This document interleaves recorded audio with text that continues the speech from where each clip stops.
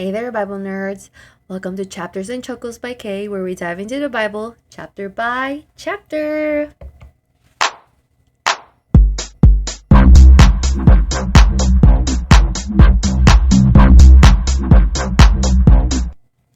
All right, so you've joined me for episode 9, and we are about to explore one of the most captivating and richly layered narratives in the entire biblical tradition. In our previous episode, we witnessed Jacob's complicated family dynamics with Laban, with transformative, wrestling match with God and the completion of his 12 sons who would become the patriarchs of Israel's tribes.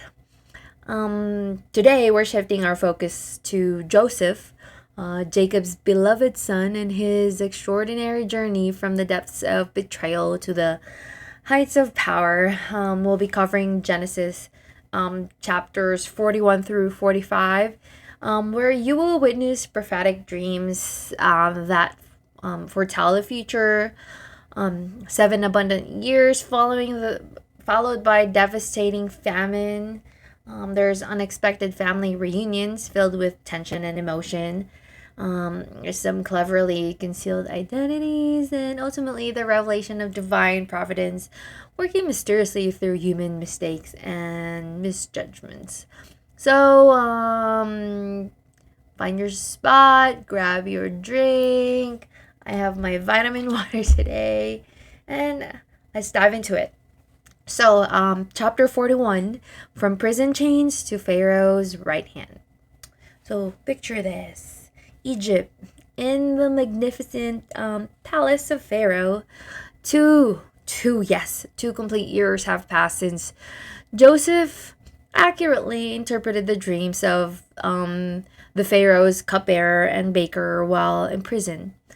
Despite his promise to mention Joseph to Pharaoh, the cupbearer completely forgot about the young Hebrew interpreter. 2 years. Joseph continues to languish in the Egyptian dungeon, unjustly accused of attempting to assault Potiphar's wife. For those just joining our narrative journey, Joseph was callously sold into slavery by his jealous brothers and then purchased by Potiphar, who is a prominent Egyptian official, and then thrown into prison when Potiphar's wife falsely accused him after he honorably rejected her persistent advances. Yeah, that's what happened to him. But the God of Abraham, Isaac, and Jacob hasn't forgotten his faithful servant. One evening, Pharaoh himself experiences 2 profoundly disturbing dreams. In the first nighttime vision, he is standing beside the life-giving Nile River when 7 sleek, healthy, fat cows emerge from the water and begin peacefully grazing among the reeds. Suddenly, 7 horrifically ugly, gaunt cows emerge from after them, and to Pharaoh's shock, devour the 7 fat cows completely. Yeah. Astonishingly, after consuming them, the thin cows remain just as skeletal and malnourished as before. Pharaoh awakens, deeply troubled by this bizarre imagery. Very bizarre. When he manages to fall back asleep, a second dream unfolds. 7 plump, robust, healthy heads of grain are growing beautifully on a single stalk. The 7 withered, thin, scorched head of grain sprout up and completely swallow the 7 good heads. Pharaoh jerks awake again, now genuinely disturbed. These aren't ordinary dreams. Both of indigestion or random thoughts. They carry a weight, a significance, an ominous for sure quality that he cannot shake. Um, So, when morning arrives, Pharaoh appears visibly agitated. He immediately summons all the magicians, soothsayers, and wise counselors of Egypt to interpret these troubling visions. But despite their claims of mystical insight, none can provide a satisfactory explanation. They offer various theories and elaborate guesses, but nothing can resonate nothing resonates with Pharaoh's intuition. He instinctively knows these dreams contain a crucial message for Egypt, yet no one can decipher their meaning.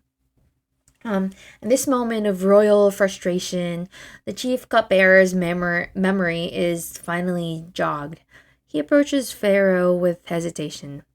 Today, I am reminded of my serious shortcomings and failures.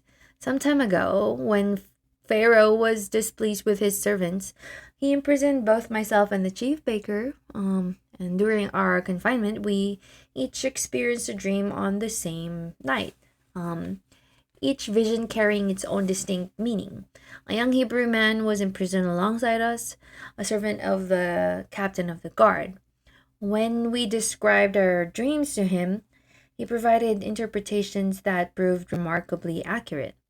I was restored to my position exactly as he predicted, while the baker was executed precisely as he foretold. Pharaoh, desperate for answers, immediately commands that Joseph be brought from the dungeon. Joseph hurriedly shaves his prison beard, changes from his filthy garments into a presentable attire. I can imagine him frantically attempting to make himself appropriate for royal presence after years in confinement, and he is escorted with urgency before Egypt's supreme ruler. Pharaoh wastes no time with pleasantries, saying, "I experienced a dream that have left me troubled, and no one throughout my kingdom can interpret them. However, I've been informed that you possess the extraordinary ability to provide accurate interpretation of dreams." Joseph, displaying remarkable humility despite this sudden elevation from forgotten prisoner to royal dream interpreter, responds with deference, saying, "The power is not in me, my lord. God alone will provide Pharaoh with the favorable answer he seeks." So notice how Joseph immediately redirects all credit to the divine. This isn't about his personal abilities or wisdom, but about God working through him. Pharaoh proceeds to recount his perplexing dreams about the cows and grain in vivid detail. Joseph, divinely inspired, provides the interpretation with confidence. Both dreams of Pharaoh communicate the same message. God has graciously revealed to Pharaoh that he is about to orchestrate in this land. The 7 healthy cows represent 7 years, and the 7 robust heads of grain likewise represent 7 years. The dreams convey identical. The 7 emaciated, unsightly cows that appeared afterward represent 7 subsequent years, as do the 7 worthless heads of grain scorched by the eastern winds. They foretell 7 years of severe famine. Joseph continues his explanation with increasing urgency. It is precisely as I've explained to Pharaoh. God has revealed to Pharaoh his imminent plans. 7 years of extraordinary abundance will bless the entire land of Egypt. But these will be followed by 7 devastating years of famine. The previous abundance throughout Egypt will be entirely forgotten, as the famine will ravage the land with unprecedented severity. The prosperity of the abundant years will scarcely be remembered, because the subsequent famine will prove so catastrophic. Then Joseph adds a crucial observation about the dual nature of the dreams. The reason this message was presented to Pharaoh in two distinct forms is because the matter has been irrevocable or irrevocably decided by God, and God will bring it to pass without delay. But Joseph doesn't merely stop at interpretation. He boldly offers Pharaoh unsolicited strategic advice. He suggests with remarkable confidence, therefore, let Pharaoh identify and appoint a discerning, exceptionally wise individual and place him in authority over the entire land of Egypt. Furthermore, let Pharaoh establish commissioners throughout the realm to collect 1/5 of Egypt's harvest during the 7 years of plenty.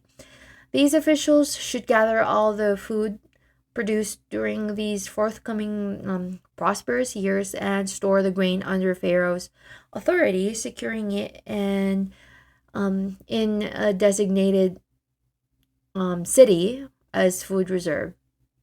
This carefully preserved food supply should be maintained as a strategic reserve for the nation to supply the population during the 7 years of famine that will devastate Egypt, thus preventing the country from being utterly destroyed by starvation. Pharaoh and his officials are astounded by both the interpretation of Joseph's proposed Joseph's proposed solution. Pharaoh turns to his advisors and asks, "Can we find anyone else like this man, one in whom is the Spirit of God?" Then, addressing, Joseph directly, Pharaoh declares, "Since God has revealed all this to you, there is no one as discerning and wise as you. You shall be in charge of my palace, and all my people are to submit to your orders. Only with respect to the throne will I be greater than you." As an astonishing reversal of fortune, Pharaoh removes his ring, the symbol of royal authority, and places it on Joseph's finger. He dresses Joseph in fine linen garments, places a gold chain around his neck, and has him ride in the chariot reserved for his second in command. As Joseph processes through the streets, heralds run ahead shouting, "Bow down! The transformation is complete." From prisoner to prime minister in a single day. Isn't that crazy? So Pharaoh gives Joseph a new Egyptian name, Zaphenath Paneah, meaning, or possibly meaning God speaks and lives, or revealer of secrets. So he also arranges Joseph's marriage to Asenath, daughter of Potiphera, priest of On, who is a prestigious, comes from a prestigious family connection. Joseph is 30 years old when he enters Pharaoh's service, 13 years since being sold by his brothers. During the 7 years of abundance, Joseph implements this strategic plan with remarkable efficiency. The land produces bumper crops, and Joseph collects and stores massive quantities of grain in every city, so much that they eventually stop keeping records because the amount is beyond measurement.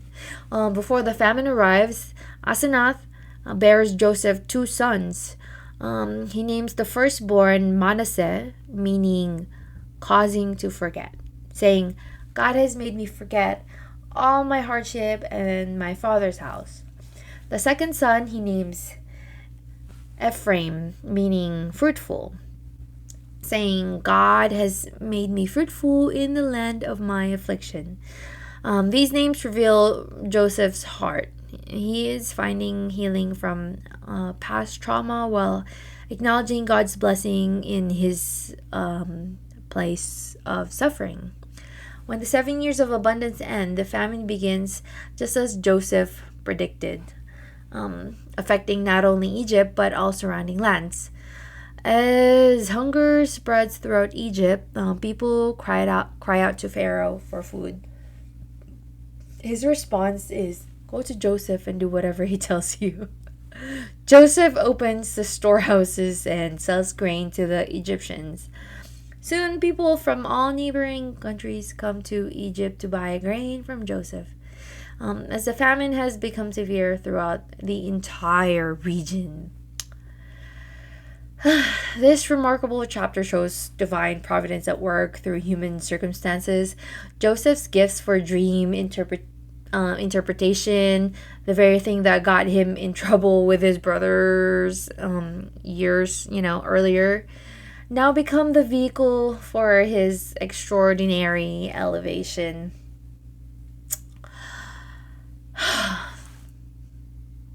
So, his suffering wasn't wasted.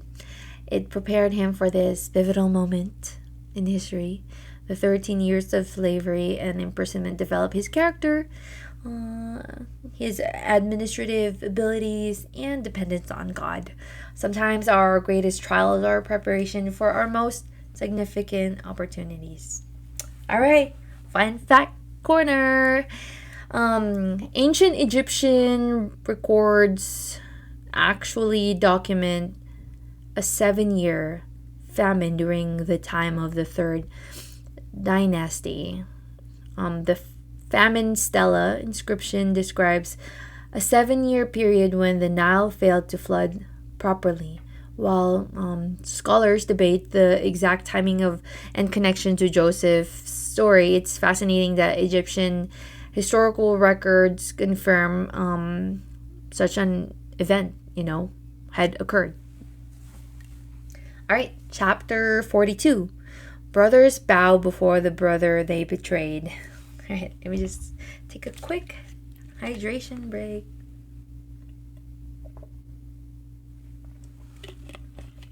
So, back in Canaan, Jacob's family is feeling the effects of the widespread famine. When Jacob learns that grain is available in Egypt, he says to his sons, why are you just looking at one another? I've heard there's grain in Egypt. Go down there and buy some for us so that we may live and not die. So 10 of Joseph's brothers journey to Egypt to purchase grain. Jacob keeps Benjamin, Joseph's only full brother and now his favorite son at home, fearing something might happen to him. Because, that's the son of his favorite wife. So the brothers arrive in Egypt among the throngs of foreigners seeking food. Now, here comes one of the most dramatic moments in Genesis. When the brothers appear before the Egyptian governor to buy grain, they don't recognize this high official as their long-lost brother. It's been over 20 years. Joseph was 17 when they sold him, and now he's at least 37. He speaks Egyptian through an interpreter, wears Egyptian clothing, and holds an unimaginable position of power. But Joseph immediately recognizes his brothers. Joseph decides not to reveal his identity, at least not yet. Instead, he speaks harshly to them, accusing them of being spies. They protest, saying, "No, my lord, your servants have come to buy food. We are all sons of one man. Your servants are honest men, not spies." Joseph insists, you have come to see where our land is unprotected. The brothers, growing desperate, reveal more family details. Your servants were 12 brothers, the sons of one man in Canaan. The youngest is now with our father, and one is no more. Joseph presses his advantage. It is just as I told you, you are spies, and here is how you will be tested. As surely as Pharaoh lives, you will not leave this place unless your youngest brother comes here. Send one of your number to get your brother. The rest will be kept in prison. Your words will be verified to see if you're telling the truth. Joseph then confines them all in custody for 3 days, giving them A small taste of the prison experience he endured for 4 years. I so love this for him. So on the third day, he modifies his demand. Do this and you will live, for I fear God. If you are honest men, let one of your brothers stay here in prison, while the rest of you take grain back for your starving household. But you must bring your youngest brother to me, so that your words may be verified and that you may not die. As the brothers discuss this predicament among themselves in Hebrew, not realizing Joseph can understand every word, they express remorse. Surely we are being punished because of our brother. We saw how distressed he was when he pleaded with us for his life, but we would not listen. That's why this distress has come on us. Reuben responds, didn't I tell you not to sin against the boy? But you wouldn't listen. Now we must give an accounting for his blood. Joseph, overhearing this conversation about himself, is so moved that he turns away and weeps privately. When he regains composure, he returns and has Simeon bound before their eyes as a hostage. Joseph then gives orders to fill their bags with grain, to return each man silver to his sack, and to give them provisions for their journey. The brothers load their grain on their donkey and depart. At an overnight lodging place, one of them opens his sack to get feed for his donkey and discovers the silver returned. My silver has been returned, he tells the others. Here it is in my sack. Their hearts sink and they turn to each other, trembling, saying, what is this that God has done to us? So when they return to their father, Jacob and Canaan, they explain everything that happened, including the demand to bring Benjamin and the detention of Simeon. As they empty their sacks, to their horror, each man's pouch of silver is in their sack. Both they and their father are frightened by this mysterious development. Jacob laments, you have deprived me of my children. Joseph is no more and Simeon is no more. And now you want to take Benjamin. Everything is against me. Reuben makes a dramatic offer. You may put both of my sons to death if I do not bring Benjamin back to you. And trust him to my care, and I will return him. Reuben... yeah. Reuben. Despite, what he did to his dad, like with the concubine and everything. He is a good brother. Maybe not the best son, but he is a really good brother. But Jacob, refuses, saying, my son will not go down there with you. His brother is dead, and he is the only one left. If harm comes to him and on the journey you are taking, you will bring my gray head down to the grave in sorrow. So this chapter brilliantly sets up the tension between Joseph's testing of his brothers and their genuine remorse. Notice how they immediately connect their current trouble with their past sin against Joseph. Their consciences have been burdened all these years. Joseph's strategy isn't merely about revenge. He's probing to see if they changed, particularly regarding their treatment of Benjamin, his full brother. Will they abandon another favored son of Rachel as they did him? The silver returned to their sacks add another level of anxiety. Are they being framed as thieves now? Like, the stakes are rising, and Jacob's reluctance to risk Benjamin heightens the dramatic tension. So, fun fact corner! The ancient Egyptian title given to Joseph, Zaphanath Paneah, has been debated by scholars. Some suggest it means revealer of secrets, like fitting for his dream interpretation, while others propose God speaks and lives. Or even sustainer of life, approved for his role in saving Egypt from famine. Um, Egyptian names typically honor their deities. So Joseph likely carried a name referencing Egyptian gods while privately maintaining his faith in the God of his fathers. All right, chapter 43, Benjamin's journey and Joseph's emotional turmoil. The famine intensifies in Canaan, and eventually Jacob's family consumes all the grain they purchased in Egypt. Jacob tells his sons to return for more food, but Judah reminds him, "The man warned us solemnly, 'You will not see my face again unless your brother is with you.'" Judah, stepping into the leadership role, pledges his personal guarantee for Benjamin's safety.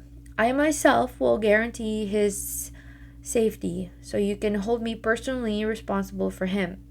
If I do not bring him back to you and set him here before you, I will bear the blame before you all my life." So another brother stepping up. And Judah. This time it's Judah. That's very surprising. He's grown a little bit, I guess, as a man.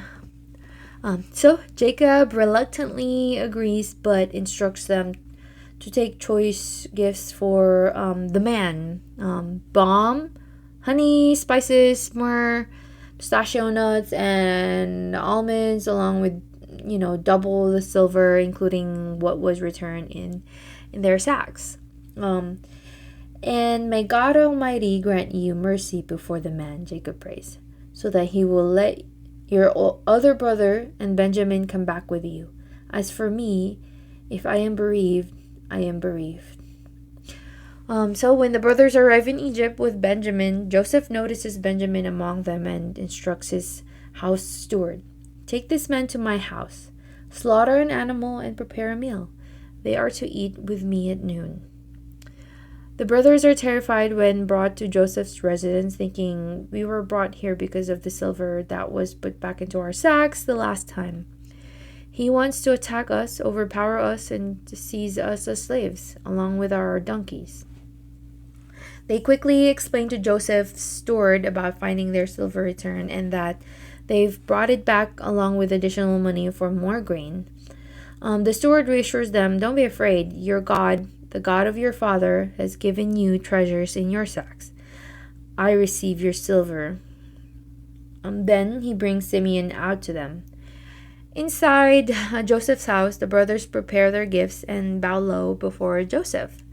When he arrives, Joseph asks about their welfare and then inquires, "Is your elderly father still living? The one you told me about?" They respond that he is still alive and well, and they bow down in homage again. Then comes a deeply moving moment. Joseph looks up and sees his brother Benjamin, his own mother's son, and asks, "Is this your younger brother, the one you told me about?" Then he says, "God be gracious to you, my son." Overwhelmed with emotion at seeing his full brother after more than 20 years, Joseph hurries out to the room to find a private place to weep.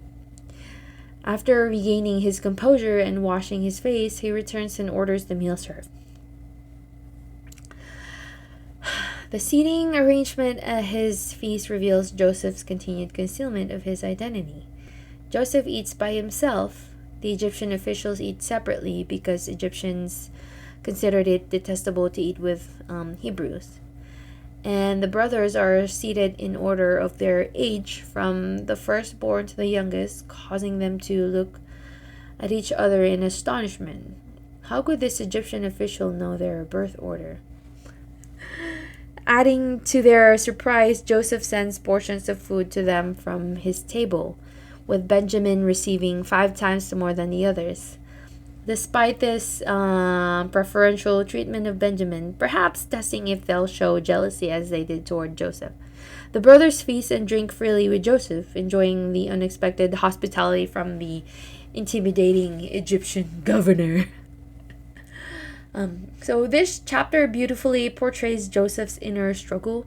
He maintains his disguise while being torn apart inside. I would be too. And even just, reading you this story, like it it tugs on my heartstring. Is that what the phrase is? But yeah. So the moment when he sees Benjamin and must rush away to weep privately is heart-wrenching. Imagine the memories flooding back.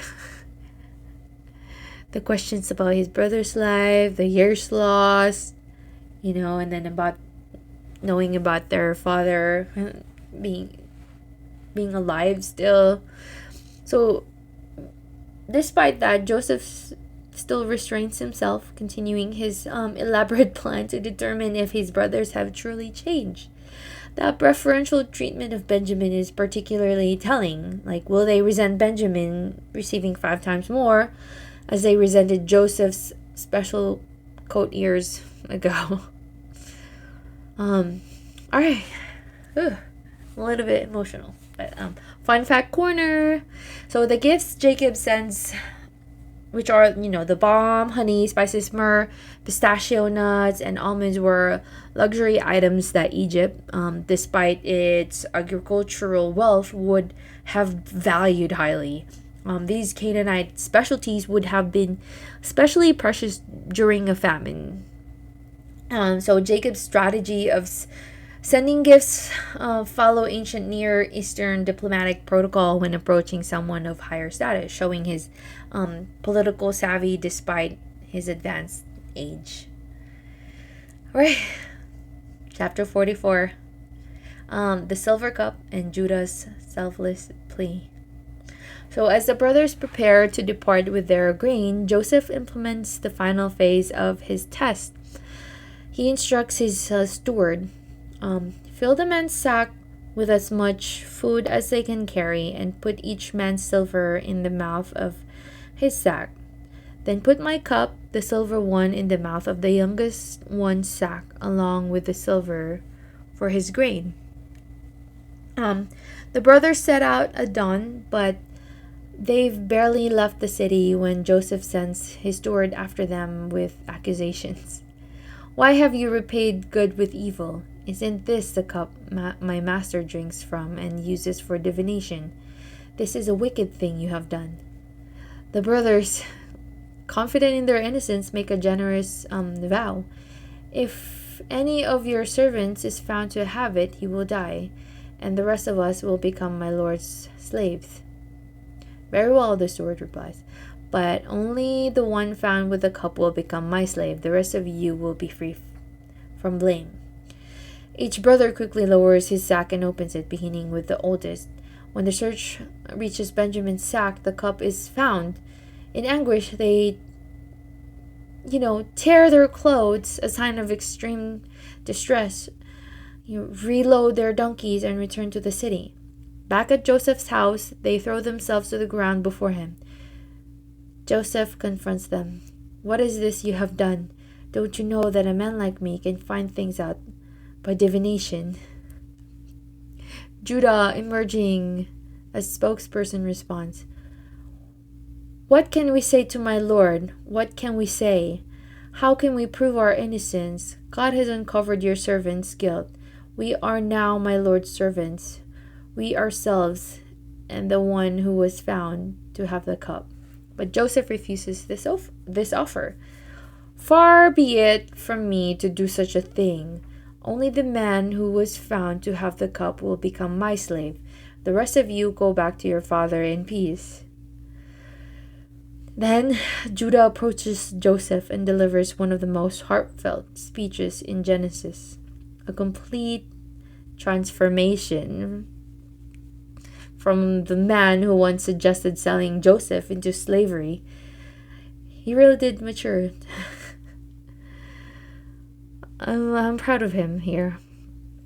So he explains how their father particularly treasures Benjamin after losing his other son from Rachel, and how Jacob only reluctantly allowed Benjamin to come because of the severe famine. Judah recounts how he personally guaranteed Benjamin's safety. He concludes with a remarkable offer of self sacrifice. Now then, please let your servant remain here as my lord's slave in place of the boy, and let the boy return with his brothers. How can I go back to my father if the boy is not with me?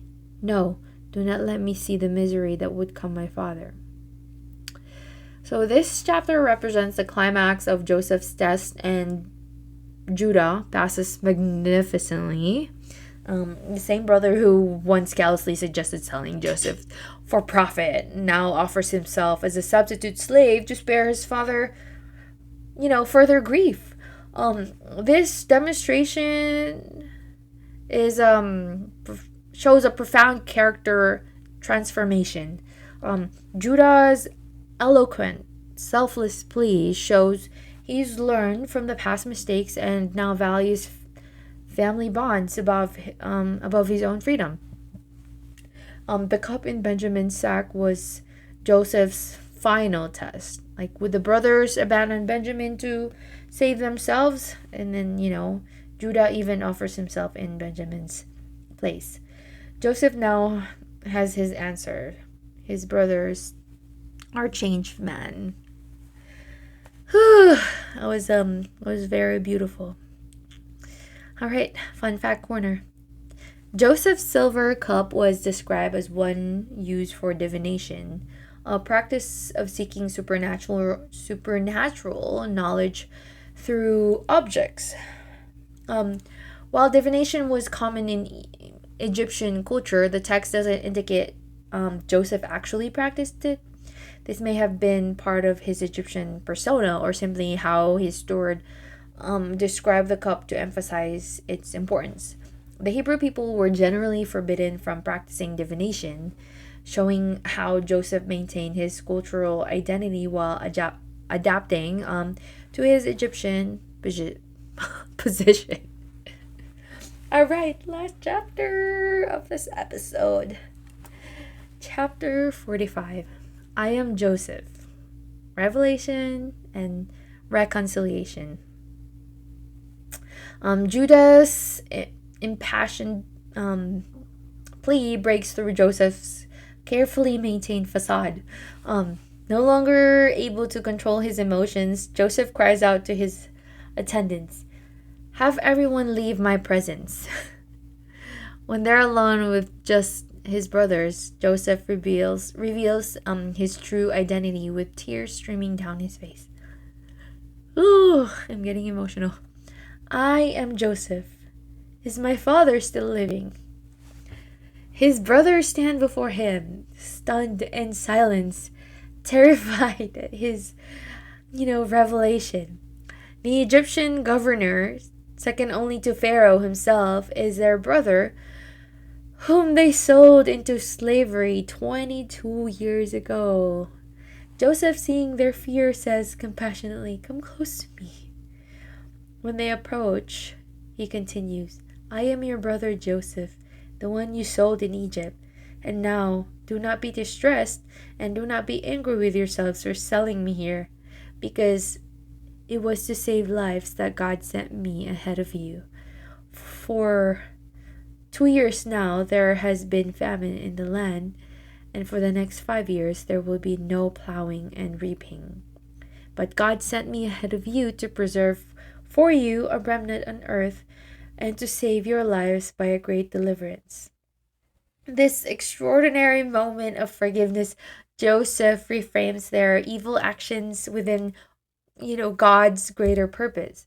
"So then it was not you who sent me here, but God. He made me father to Pharaoh, lord of his entire household, and ruler of all Egypt." Wow. I need to drink my drink. Oh, it's vitamin water, by the way. All right. So Joseph then instructs them, "Now hurry back to my father and say to him, 'This is what your son Joseph says. God has made me Lord of all Egypt. Come down to me. Don't delay. You shall live in the region of Goshen and be near me. You, your children and grandchildren, your flocks and herds, and all you have. I will provide for you there, because 5 years of famine still lie ahead. Otherwise, you and your household and all who belong to you will become destitute.'" Joseph embraces Benjamin, weeping, and Benjamin embraces him in return. Then Joseph kisses all of his brothers and weeps over them. After this emotional reconciliation, um, his brothers begin to talk with him. The decades of separation and guilt finally bridged.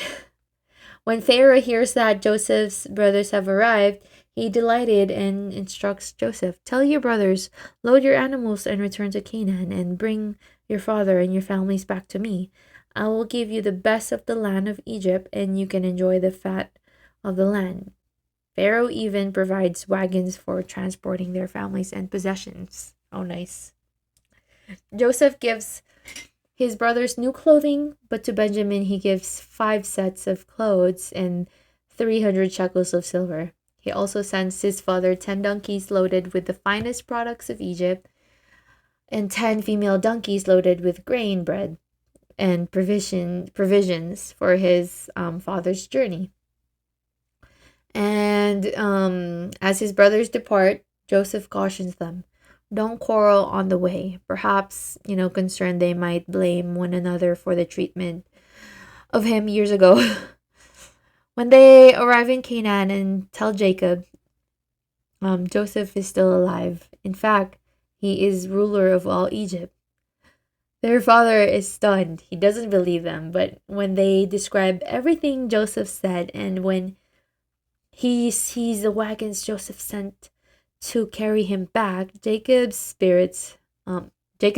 spirit revives. Israel, or Jacob, exclaims, "I'm convinced my son Joseph is still alive. I will go and see him before I die." That makes me very emotional, as a parent myself. I cannot imagine even losing, my daughter at all. I don't know how I would survive. Because, she's my one and only. But I guess if you have more than one kid, you would have to, survive for your other kids. You have to live for your other kids as well. But yeah, imagine after so many years, and now you find out that your son, who you thought was dead a long time ago, is actually alive. I don't even know. Ugh. But yeah, I'm so happy for Jacob. Anyway, so this chapter represents one of the most beautiful moments of reconciliation in scripture. Most beautiful. Joseph's revelation, "I am Joseph," must have struck his brothers like a thunderbolt. Like their worst nightmare and greatest hope collided in that moment. The brother they wronged now held absolute power over their lives, yet offered forgiveness instead of vengeance. Joseph's spiritual maturity shines brilliantly here. Rather than focusing on his brother's evil actions, he perceives God's sovereign hands working through their mistakes. It was not you who sent me here, but God. That's what he says. Like, this doesn't minimize their sin, but places it within God's greater redemptive purpose. Joseph sees the divine orchestration. His position in Egypt saved not only the Egyptians, but his own family, preserving the covenant line through which God would eventually bring the Messiah. The emotional reunions, Joseph weeping on Benjamin's neck, embracing each brother, show that forgiveness isn't just theoretical, but deeply personal and healing. And Joseph's parting words, "Don't quarrel on the way," reveal his understanding of human nature and his desire for his family's complete restoration. So beautiful. I'm kind of sad that that's the end of this episode. Alright, so fun fact corner. The region of Goshen, where Joseph settled his family, was in the eastern Nile Delta. Fertile land, excellent for the Israelites, flocks and herds. Archaeological findings suggest this area was home to the Semitic people during this period.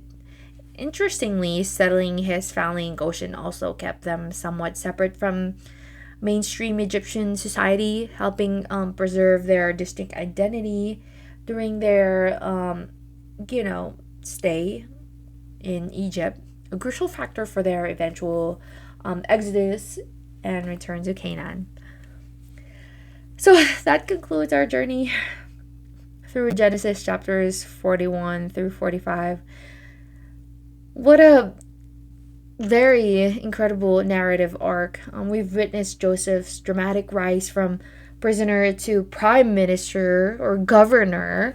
His brother's journey to Egypt, unaware they would bow before their long lost brother. Like the emotional turmoil as Joseph tested their character. And finally, the beautiful moment of revelation and reconciliation. Joseph's story reminds us that God works through human circumstances, even painful ones, to accomplish his greater purpose.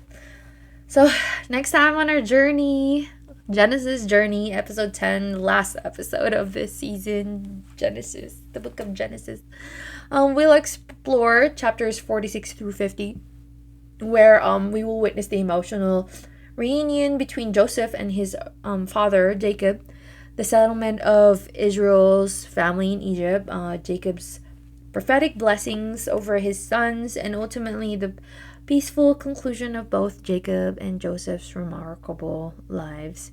We'll see how the stage is set for the next chapter of Israel's story, their eventual exodus from Egypt.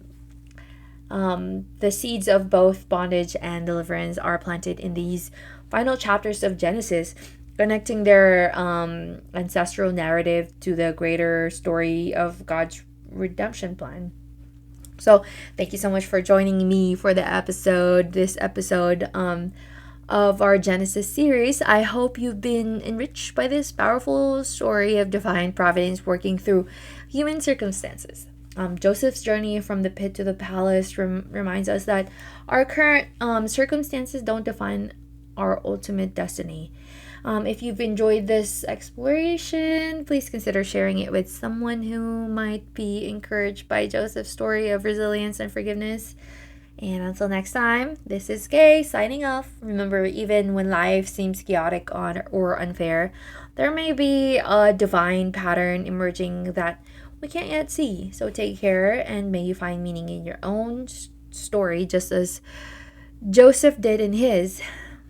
And as always, stay curious.